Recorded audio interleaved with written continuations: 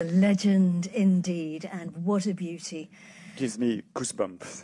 It does, goosebumps. It's very moving, but every exit is an entrance, and we're looking forward to the new Ariane 6, so we have exciting times ahead. And Raphael and I have come up to our skybox now. We're going to commentate from here now for the rest of the programme.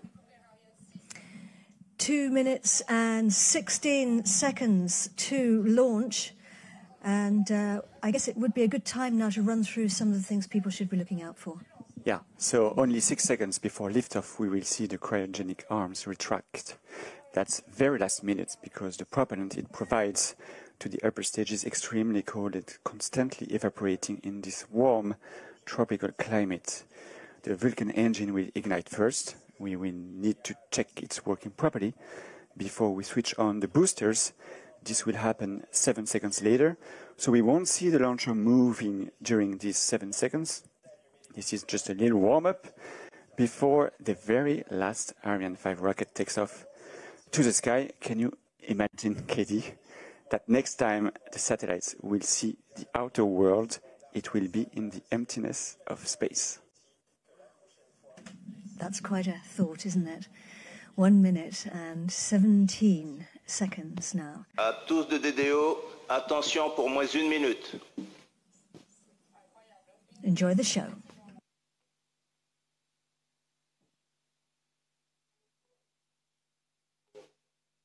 Top H0 moins 1 minute.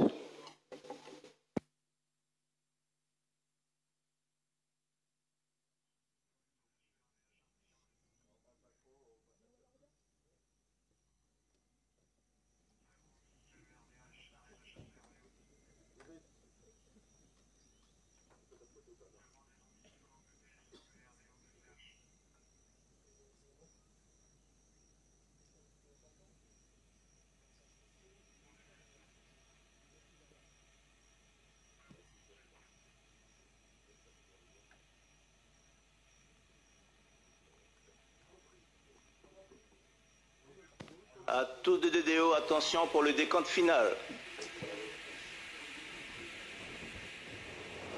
10, 9, 8, 7, 6, 5, 4, 3, 2, unité. Top, allumage moteur Vulcain.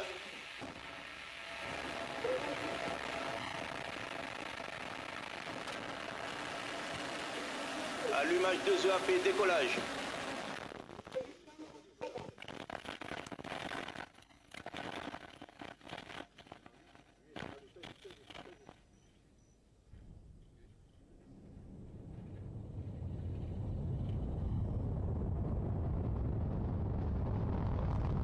Propulsion nominale.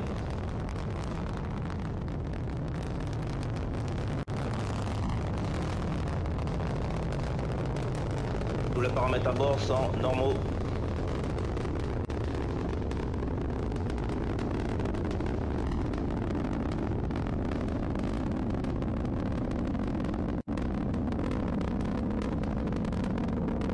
Propulsion nominale.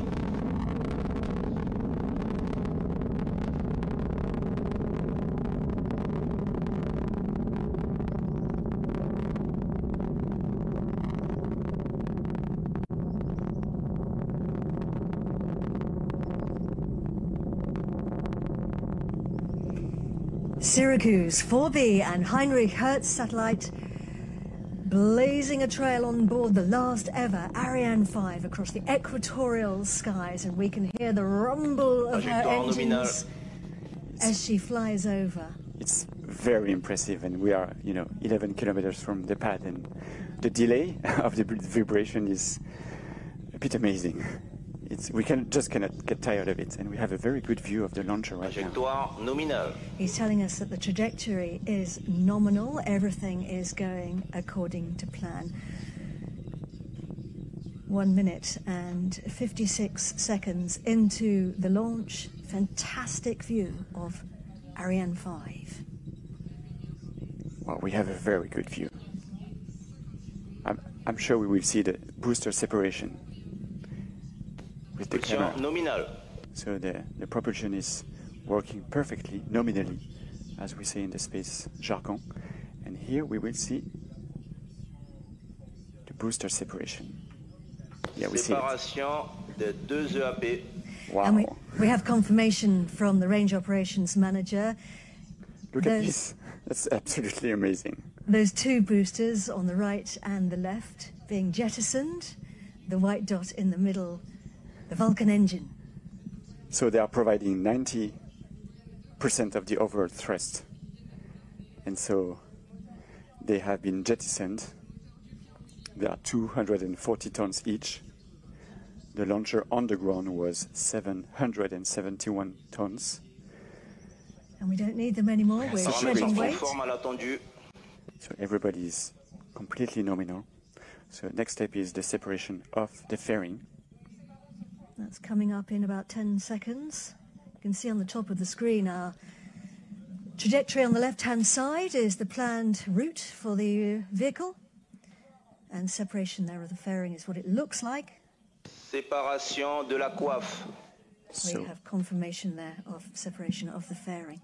So we don't need it anymore, Raphael. Propulsion nominale. Exactly. So we were 117 kilometers above the ground when we separated the fairing. So we crossed the limits of the atmosphere. We are now in space, where the remaining gas is so thin that the friction it generates on the satellite is very negligible. Just to mention also that we switch from rear camera to 3D images now, because that's how we can follow the steps of the mission. The fairing was also used to protect the satellites from the noise generated at launch. We obviously need to jettison it correctly to follow the logic of shedding as much weight as fast as possible, because the lighter the craft, the faster it goes, in order to release H2Sat and Syracuse 4B in less than half an hour from now. And that's the name of the game, of course, to lose mass so that we can climb higher into space. And the captain has switched off the seatbelt signs. If you look at our altitude at the top of the screen, 168 kilometers and climbing. So we have crossed what some people think of as the border with space, the Kármán line, which was at 100 kilometers above our planet. And yes, we can see Heinrich-Hertz satellite for the first time. You said that they were going to see space the next time they saw the outside world. Well, a little longer in order to meet space for the first time. What we see is the black structure. This is the dual launch structure called SILDA. So it's used to accommodate the two satellites under a single fairing. It's a very clever piece of kit because it allows you to attach one satellite at the front, and then it protects the satellite in the lower berth. He's just told us that we have about 3 minutes roughly left on the main stage burn. So thanks to the Vulcan engine, that's the engine of the main stage, we are gaining lots of speed right now. So in less than 2.5 minutes, we will go from 4 to 7 kilometers per second, which is very fast, obviously. And this is a huge structure. It's 30 meters high, filled with approximately 160 tons of cryogenic propellant stored in 2 different compartments, one for liquid oxygen, one for liquid hydrogen. You definitely don't want to touch it because it's extremely cold. It's 100 degrees below zero. And it's incredible when you think that the 2 boosters on the side are burning at phenomenally hot temperatures. So you've got the very cold tank in the middle with the very hot boosters on the side when they are burning. And of course, that's just such a remarkable feat of human engineering, isn't it? 2 extremes side by side. So everything is going perfectly right now. We're flying out across the equator. Our flight path takes us across the Atlantic, across Africa. We'll be heading out towards the Indian Ocean. And he's telling us that we have now picked up the signal at the ground station in Natal, which is on the northeastern coast of Brazil, and we're tracking the launcher using telemetry. Yeah, so the launcher sends signals back to Earth all along the flight. which are recorded by a network of telemetry stations so that the teams can make sure that the mission is performing nominally. Again, that's a word that we will hear very often during this flight.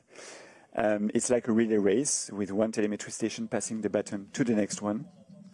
By the way, the trajectory today is a little bit different than usual. We will release the telecommunication satellites on an orbit with an inclination of 3 degrees with respect to the equator, instead of 6 degrees as it's usually the case for this kind of missions. So it will be easier for the satellites to reach their final geostationary orbit. We were able to do so because we had some remaining performance on Ariane 5, and when we have some margin, we just give it to the customers. And so the first station to pick up the signal was Galileo here in Kourou. Now it's Natal, and then we will have other stations all along the flight path. Coming up on the next sequence of events.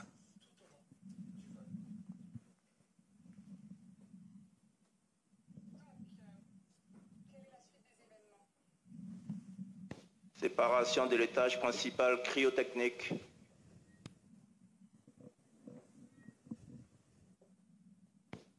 Allumage de l'étage supérieur cryo. So he's just announced and confirmed a sequence of 3 very important and very delicate events there. Yes, so the extension of the main stage engine, the successful separation of the main stage from the rest of the launcher, and just now the ignition of the upper stage.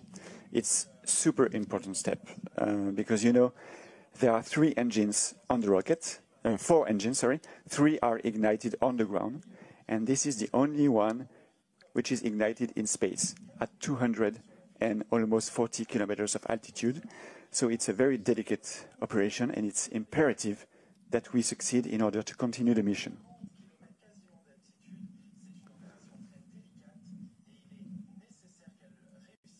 So we were being tracked still by the Galileo tracking station in the CSG.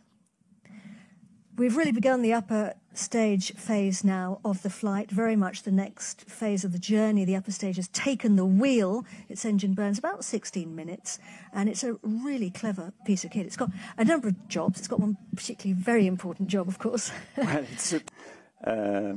we need to do this, obviously, in a very precise trajectory, in a very precise way. Good news is everything is going smoothly right now.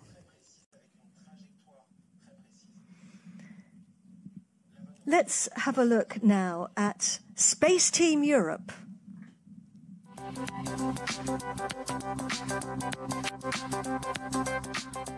Donc, je suis chef de mission et je coordonne donc toutes les opérations entre les clients satellites, la base et les opérations de préparation du lanceur.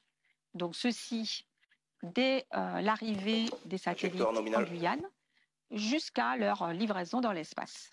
Donc moi, je suis technicien fluide au sein de Space. Mon but, c'est de participer aux activités fluides, de la mise en œuvre, la propreté en gaz, en liquide, et en finalité de faire le remplissage du lanceur Ariane 5. Et pour imager un peu, on est un peu les pompistes de la fusée. Voilà. Je suis chargé de campagne mécanique générale en charge de la table de lancement Ariane 5, qui est la table sur laquelle est posé le lanceur pour son transfert et le décollage. Dans un premier temps, nous mettons en configuration la table pour permettre l'assemblage du lanceur et les charges utiles. Après le transfert en zone de lancement, nous réalisons la mise en configuration de la table pour permettre les connexions nécessaires à la chronologie finale de lancement. Donc l'ingénieur météo au Centre spatial guyanais, il va tout d'abord réaliser des prévisions pour toutes les activités pour lesquelles la météo a un impact. Par exemple, les transferts satellites ou lanceurs. Pour les lancements, l'ingénieur météo va surveiller les conditions pour établir les critères pour le décollage. Donc ça va porter sur du risque de foudre et les conditions de vent à la fois en altitude et près de la surface. Je suis autorité technique de l'étage principal d'Ariane 5. J'ai suivi son intégration au Muro. Aujourd'hui, je suis son intégration en Guyane sur le lanceur.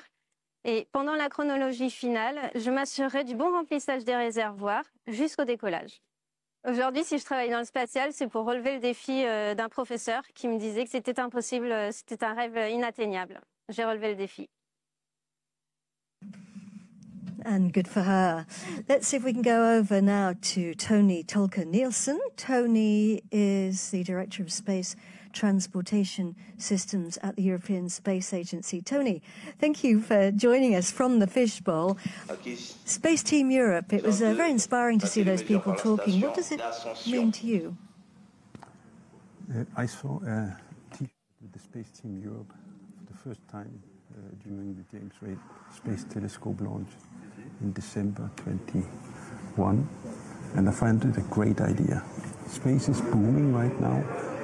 There's an acceleration of the use of space, and above all, an acceleration of the commercialization of space. Unfortunately, this is going much faster outside Europe, in the US and China, and also India is catching up very fast. The space economy is foreseen to be booming in the coming decades, and in order not to lose out on this, like we did in the dot-com economy 20 years ago, we must get our act together and accelerate the use of space in Europe. All the various players, from the users to the space industries and the funding authorities, will stand much stronger with a common vision and common goals. Tony, thank you very much indeed. I appreciate you talking to us from the inside there of the fishbowl. Tony Tolker-Nielsen, thank you very much indeed. So, Ariane 6, very much the new kid on the block, the product of the European space expertise here in Europe. Raphael and I were lucky enough to visit her pad.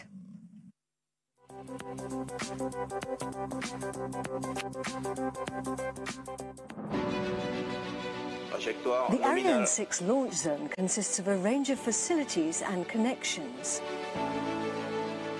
Once the rocket is integrated with its pad, it becomes one whole system.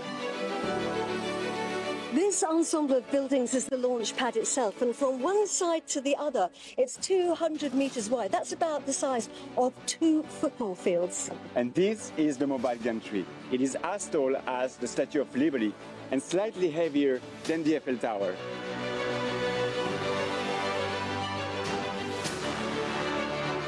Ariane 6 is assembled horizontally, then transferred to the pad, where it is raised vertically thanks to the gantry.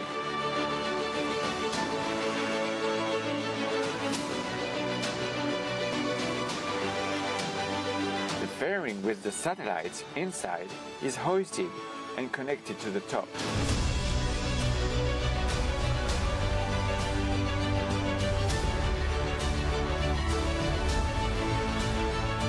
The mobile gantry protects the launcher during preparations on the pad, and it allows the teams to work on the rocket until shortly before liftoff. There are 22 levels, with platforms giving the teams access to all the parts of the Ariane 6 launcher. And I am on top of the rocket.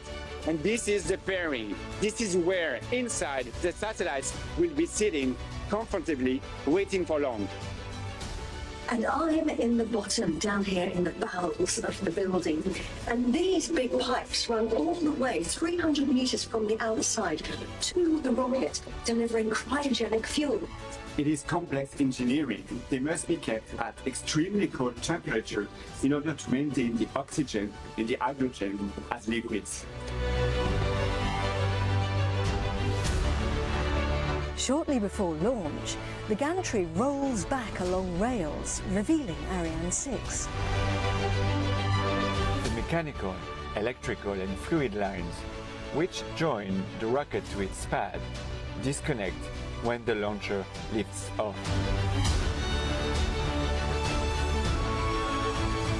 This is a giant exhaust pipe, and during the launch, all the fiery plumes will be coming out of there.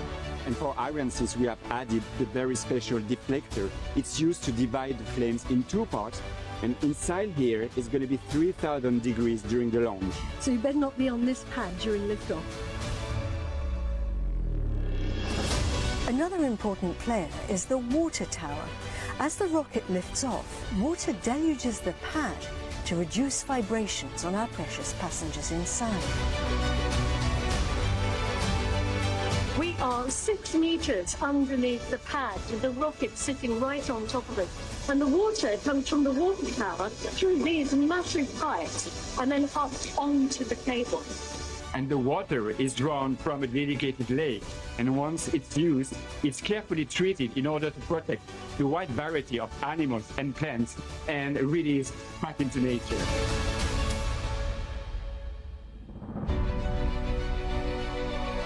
Once it's done its job, the launch pad is reset for the next mission. Ready to continue the outstanding story of Ariane.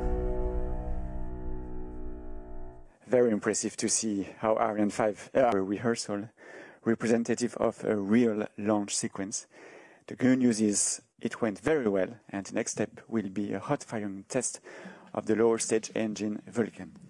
All under very tight security, of course, by the French Armed Forces, who are based here at the Guiana Space Centre and are celebrating their 50th year.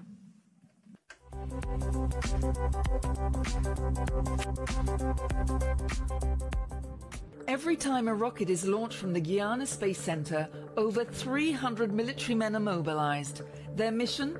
To protect the Space Centre, its surroundings and those present.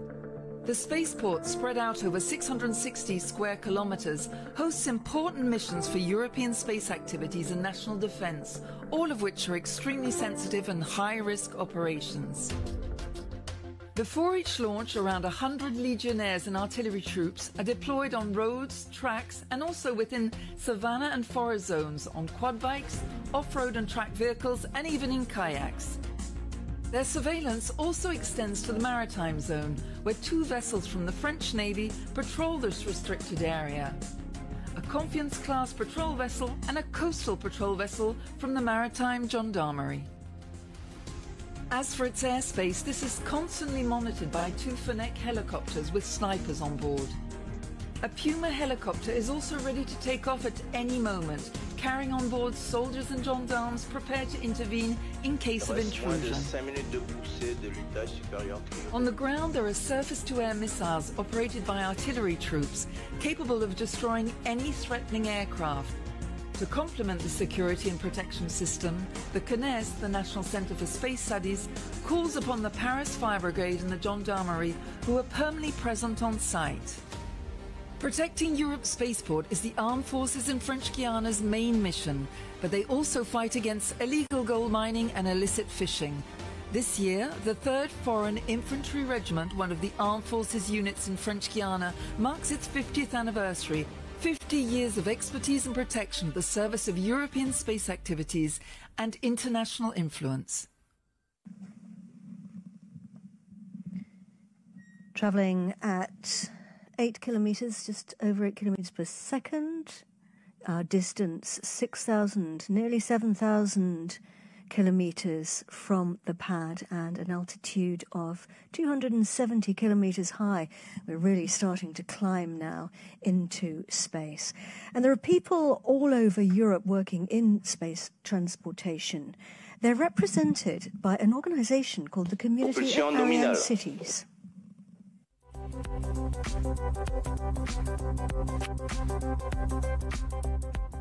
Less than an hour from Paris lies the historical birthplace of European rocket, Vernon. This charming little town on the outskirts of Normandy, with just over 24,000 inhabitants, is known not only for its quality of life or its old mill, but also for 60 years of innovation and space exploration. This year, the city of Vernon, with its sights set more than ever on space, has been chosen to preside over the Community of Ariane Cities, CVA. Established in 1998, the CVA aims to strengthen cooperation amongst its various space partners, inform citizens about space activities in Europe, and contribute to the training of future professionals in the space field. À travers cette présidence, Vernon mettra évidemment l'espace et tous les acteurs de la filière du spatial et de l'aéronautique au cœur du débat, avec des objectifs très simples, comme la valorisation de la dimension spatiale de notre territoire, valoriser également le campus de l'espace, site qui est le berceau de notre histoire aéronautique vernonaise. Valoriser aussi le savoir-faire et la haute technologie des entreprises du territoire. En somme, valoriser l'attractivité de Vernon. European space exploration has been part of this city's DNA for half a century. It is in the Ariane Group factory in Vernon that the new engines of Ariane 6 are currently being designed, as are all the engines in previous Ariane launches. Ariane Group et la ville ont un lien indéfectible depuis des dizaines et des dizaines d'années. Le site de Vernon est d'une grande importance, une importance stratégique pour l'accès à l'espace. 1946, 50 ingénieurs allemands spécialistes des missiles V2 arrivent à Vernon et contribuent à créer le LRBA, qui se spécialisera par la suite dans la conception, la fabrication et les essais des moteurs fusées. En 1971, l'activité moteur fusée du LRBA est intégrée à la Société européenne de propulsion pour devenir par la suite Ariane Group. Véronique, Vesta, Vexin, Valois, Viking, Vulcain et Vinci sont autant de noms dont le V rappelle qu'ils sont nés à Vernon. A summer university for Ariane cities, an event dedicated to Ariane 5's last flight, and even a space-themed fireworks display. Throughout the year, the city of Vernon is organising a rich programme of events inspired by the colours of the community of Ariane cities. I love how he listed the name of all the engines beginning with the V. And during that film, we had confirmation there that we entered the sphere of the tracking station in Malindi on the east coast of Africa. So they've now taken over monitoring events from Libreville. 24 minutes and 15 seconds into the flight. Raphael, we're getting closer now to switching off our engine. Yes, in order to prepare the separations of our first satellite, H2Sat, so it's important to do it on time in a very precise way, as it will really drive the satellite's lifetime in space. Ariane 5 is famous for its injection precision. We've seen it for the launch of James Webb Space Telescope a year and a half ago, and again for JUICE spacecraft in April. Ariane 5 was so precise that it considerably increased the life expectancy of these space probes in space.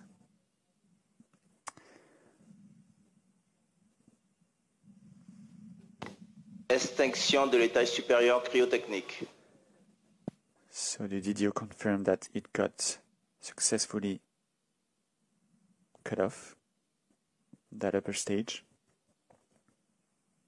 Début de la manœuvre d'orientation au profit de Heinrich-Hertz-Satellit. And he's announced the beginning of the orientation manoeuvres for Heinrich-Hertz-Satellite. So really getting now into the next phase of the journey, preparing to separate our two satellites from the mothership. Right now, without the engine, we are coasting in the coast phase, which we often call the ballistic phase, which means, I believe, that we are traveling without power. And we're on trajectory. Yeah, we are really starting to climb into space. In the next 5 minutes, we will almost triple the altitude, going from, well, 600-700 kilometers to more than 1,326 kilometers, where the Heinrich-Hertz satellite will be released. And we have a slightly different trajectory today, don't we? Yes, like I said, we are targeting a slightly lower inclination as usual, and that's a good thing because the satellites will use less fuel in order to rejoin the geostationary orbit, which is around the equatorial plane. And the people monitoring all of these operations are actually in a telemetry center on a hillside just behind the Mission Control Center. We call it here the CVI, which is the sort of French acronym for real-time visual control, and they're getting all the information there. Yeah. So the team here are receiving the data from the tracking stations. So they check the status of the launcher in real time, especially regarding the propulsion, the guidance, and the trajectory. Most of the data is not analyzed in real time. It's analyzed offline by dedicated teams in the days and weeks following the launch. So that's why we also constantly improve our knowledge of the launcher. Let me remind you that the success rate of Ariane 5 is 98%. Yes, a very good success rate. Going through a very specific set of maneuvers here, orientation maneuvers. Once we release our satellites, they've got a long journey ahead. They've got to get to their final orbital slot. That's 36,000 kilometers above the Earth. We call that geostationary orbit. And in order for them to be able to do that, we have to set them off on their journey properly and to their exact position and orientation in space. Absolutely. Actually, each satellite has its own set of requirements for being released into space in very specific conditions. For example, for an Heinrich-Hertz-Satellite, we need to release the spacecraft such that it is slightly rotating on itself at a speed of 2 degrees per second. You know, like a barbecue spit. We can see on the animation that the upper stage is... balistique se poursuit nominalement. He's telling us that the ballistic phase is going normally. Exactly. So the upper stage is slightly spinning the satellite. So it's also performing orientation maneuvers in order to be directed at 90 degrees with respect to the Sun. This is also a specific requirement, usually done in order to distribute the heat evenly over all parts of the satellite. Ariane 5 has a fantastic track record. Yeah, of course. Well, in 27 years of operation, 239 satellites into orbit, it constantly improved its performance. Can I start a little quiz with you? Oh dear. What was the fastest Ariane 5? I don't know, but I have a feeling you're going to tell me. That was for the Mercury mission Bepi-Colombo. On October 2018, the rocket reached almost 11 kilometers per second. Fantastic. 11 kilometers per second. That's a phenomenal speed. Coming up now on the first main event, H2 sat separation. That's what it looks like up there.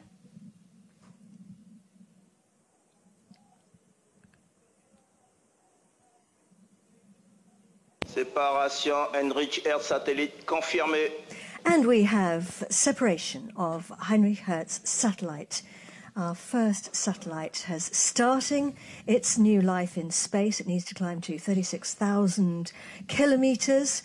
And obviously a whole load of things have to happen in the meantime. But we still have our second passenger inside the cylinder. Can't see it right now, can we? Yeah, very good news, of course, but the mission is definitely not over. So the teams are extremely focused because we have another passenger to deliver into space. Next step is the separation of the black structure, the dual launch structure SILDA, which will reveal the lower passenger, Syracuse 4B. So the satellite will meet space for the first time in a couple of minutes. It needs to be released also in a very specific way. So in this case, the upper stage will stop spinning because Syracuse 4B needs to be separated in a stabilized way. And also the upper stage will rotate in order to separate the satellite in the direction of the Sun, this time, with the thrusters directly pointed at our star. Coming up now on the next part, the important phase of removing the cylinder so that we can reveal Syracuse 4B inside. That clever piece of kit, the attachment kit, which allows us to attach the satellite in the upper position and protect the satellite in the lower position. It should happen in any seconds.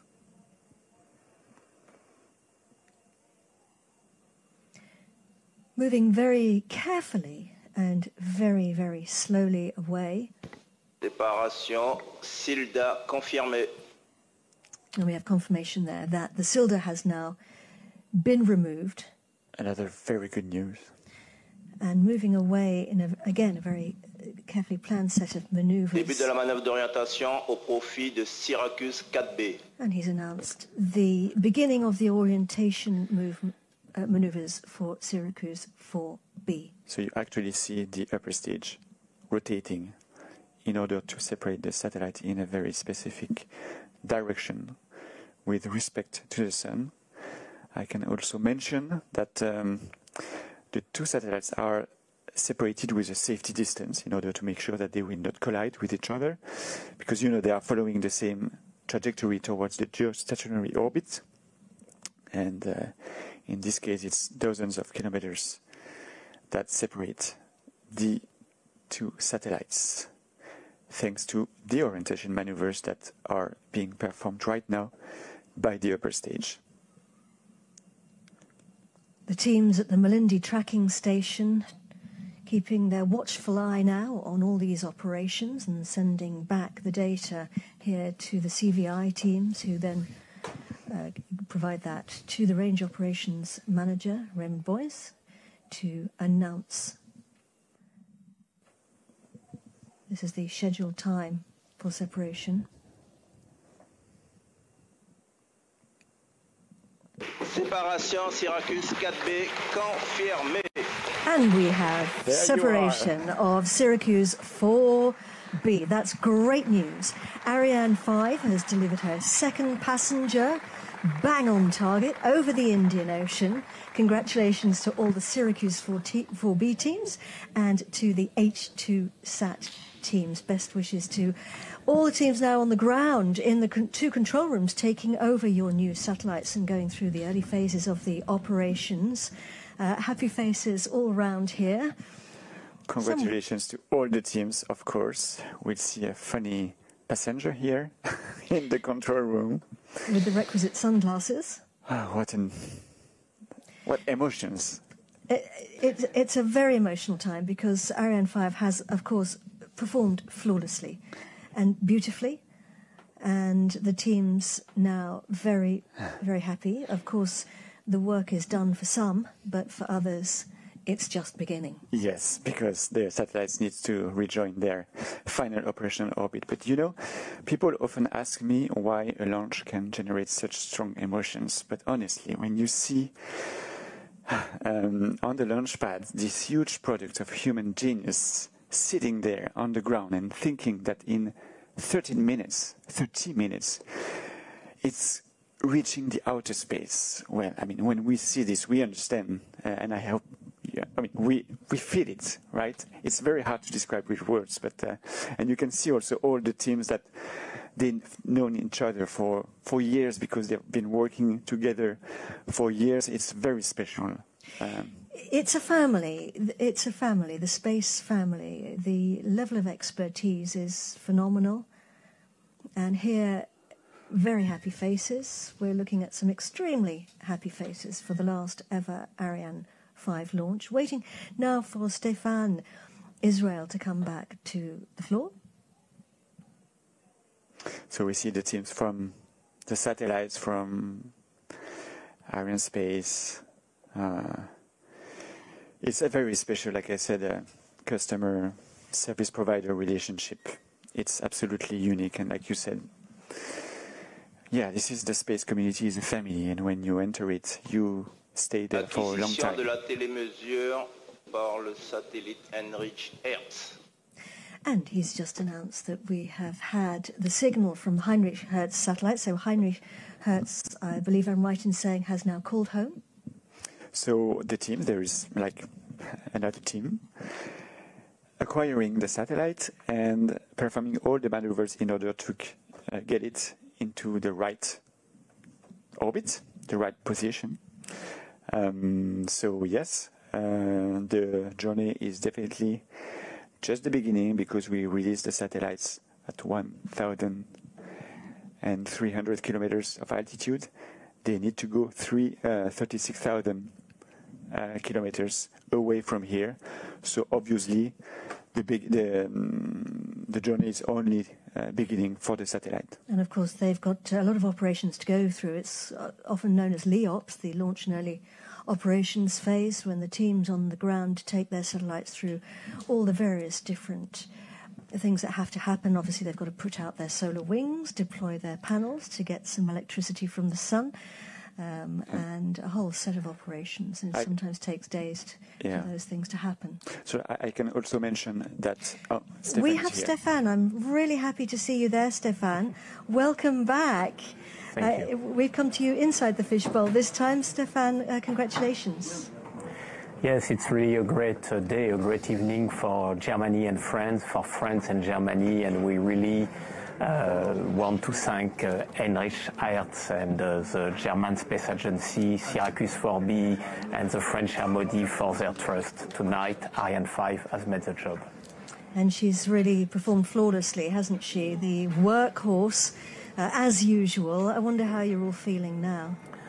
I think what is important is the collective feeling we have. We are all here in the Jupiter Control Center, and it is really tonight, the success of a team, a European team, the success of Arianespace, Ariane Group, the success of CNES, the success of ESA, the success of all our industrial partners in Europe. And you know that MT Aerospace in Germany is one of its industrial partners. It is the success of Team Europe tonight.